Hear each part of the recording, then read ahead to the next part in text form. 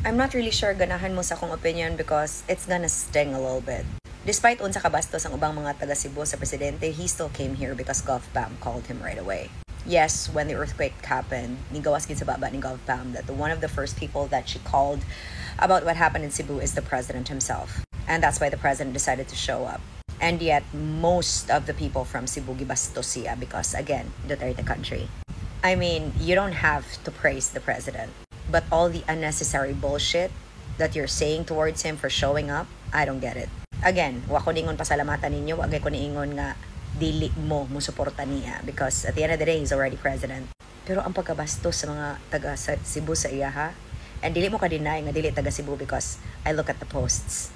Kay lagi, di ba? I mean, napagani nag-post proud pa kay siya. Taga Cebu ni ha, kailan ni nako ni post pa nga hala, niabot ang bangag. Kana bitang, what? Muna kong opinion, ang presidente nagpakita, ang presidente ni abot, ang presidente ni release. Unsa na expectation ninyo? Mag-grocery pa siya? Unsa na expectation ninyo? Malamang, muhatag yun na o kwarta, kay mo may agad-agad nga ipanghatag dito sa mga LGU. Even gani ang, di ba, pag-distribution, even ang documentation sa pag-distribution, tagaan pa ninyo problema. Wa may kadaugan gud si BBM aning Cebu? Yes, moingon mo wa mong mangita niya. And yes, wala magid mo mangita niya, pero ang inyo pong insulto unwarranted pud oy. I mean, again, you don't need to be grateful. You don't even need to be nice. But at least be respectful. Kana lang. Very basic and free.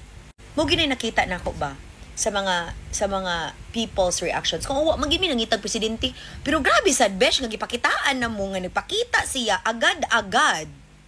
Di gihapon? Di ba insultohon gihapon? Di ba? Sorry ha, pero grabe sad na oy. And yes, mingon nga ngano donation kay mo ato na pud sa bulsa na. Well, besh. Muna ko na pod siguro nga problema na pod siguro na sa inyo mga LGU kawatan mo LGU. Di na siguro na problema sa presidente nga. Damn if you do, damn if you don't, manggod ni no. Mutabang ka, dautan ka. Di ka mutabang, dautan gihapon ka. Mo bitaw nang ako, because it's the same thing that happened to me ha. Kaya ito mo react ang mga tao nga taga Cebu di ka. Besh, kailangan di taga Cebu para mutabang sa mga taga Cebu? Kailangan gyud ay. And yes, it's really that way because ang tabang, regardless man na og asa ko nagpuyo, regardless pud na og kinsay akong suportahan. But mo gini opinion ako. I even wrote a post about this in the Blue app. Nga kana bang grabiha sad oy. Grabiha sad. Kana bitong yes taga Cebu ka, yes swerte ka nga wala ka maunsa tong linog. Pero deserving pud siguro ang tabang sa mga tao nga nangaunsa oy. Kana bang mga tao nga wa nang gibitoy pakialam nga di na manghuna-huna sa presidente pero at least ang presidente ni hatag og kana bitong again basic ra gyud kay na. Ayaw pasalamati pero ay pod insultoha eh. Kanang mubatkog sa kakaikog ba nga wala bagi kay natabang pod. Gahugaw-hugaw ra ka. And dili ba na reflection sa presidente ang imong pagpanginsulto niya ha? Reflection na nimo. Kay batasan man na nimo. Batasan na nimo. Nga kanang disrespectful ka sa presidente. Mo ginang nakoy makita bang makaana jud ko gabiha eh. Gabiha. I mean supporter magitsad ko ni PRRD no pero di jud. Wa ko kumbaga supporter ko ni PRRD. Pero wa jud ko mo bikil sa mga efforts ni Lenny sa katong tabang si Attorney Lenny sa una. Even up to now, ang angat buhay bay, lahi ra gyud pod ang angat buhay bay.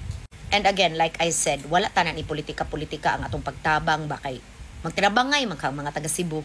Pero nakangilad manggod kay, di ba? Naimo tabang inyong ngalngalan. Naimo tabang inyong insultohon. Di naman tanan na kay presidente or whatever. Even ako lagi. And to me, it's kung makaana po ko ba lagi, wala lagi po nangitag presidente, pero grabe sad mo maka-insulto brady oy. Grabe sad. Diba? Nga mamata biyais GovPam. Wa man gyud kay pagtawag niya naa magyud dayon. Even ang DSWD, lihok dayon. And again, yes, it's a thankless job. But please, calm down on the insults, no? Kay lisod kay nagbubalik na sa inyo. And again, your insults are a reflection of who you are. Not a reflection of us or of the people that helped, and not even of the president. So mo lang na. I hope nga di ka ma-offend ani ha, kay maybe you expected bang insultohon ako sa PBBM. Nope. Because he's the president that I that I fought for, cried about, and have to support because I'm a Filipino. And he's the one that's in place. And I can't imagine a different president. And I'm really grateful. I am grateful for the help. Even if it has nothing to do with me, even if wala. Because we have to respect the president that we have. Regardless if mo believe ka sa mga fake news about him. Because most of the shit you're saying are fake news. Because most of the people you're defending are the real shit too. Claro? Ingat! Hi, maayong gabi. I am back in Cebu. Magiging sa kadugay ang akong lakaw. But I'm so happy to be back. I'm really also so happy to announce that we have reached 500,000 followers here on TikTok. And though I really don't get money out of it since I'm not an affiliate of any products or I don't really make sales out of this account and none of my content is monetized, I'm still so happy for the 500,000 followers that I do have that I decided to team up with my friends to do a mission tomorrow. At first, I was supposed to just give 335 small family food packs tomorrow morning with Tingo Party List.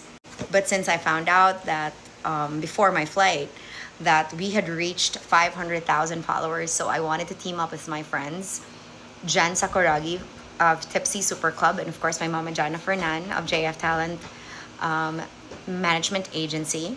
And they were also just planning to put together 200 packs tomorrow night to be distributed. So I said, himuon na tog 500 in celebration of the 500,000 followers. So a total of 835 ka mga family food packs or ang atong ipanghatag for a span of, I think, 24 hours. Because tomorrow morning, we are headed to our first mission. And then mubalik ko dire. And then I will do another mission with their team pagkagabi. So bahalag all night or bahalag all day. I'm so excited to do my missions again. I haven't done a mission in a very long time. And I figured that it would also be a way to give back, to be grateful. And since dili man makauban si Tony sa mission sites, ako na lang siyang dalhon to pack the packs with me. So he will be there when we buy it in the afternoon and when we repack it at night at Tipsy Super Club. Sa mga gusto mag-donate, please do so. Send your, because we accept cash and kind. So the kind donations can be accepted if you drop them off at Tipsy Super Club. And for cash donations, you can head over to Jan Sakuragi on the Blue app. And she has posted QR codes where you can send your donations. So mo lang na siya. It's my good news for coming back here in Cebu and my good news for today. And again, to the 500,000 followers that I do have here on TikTok, daghan kayong salamat. I know most of you dili mag-get follower, but just in case you still click, then bisa pag-insultuhan kayo, naka-click, magyapon mag-follow. So, di ba? It's all fun and games. And the most important thing is whatever you do to me, I don't do it back to you. I mean, sometimes I do, but most of the time, I am grateful because even if you don't like me, you're so obsessed with me. So, mara to. Ingat!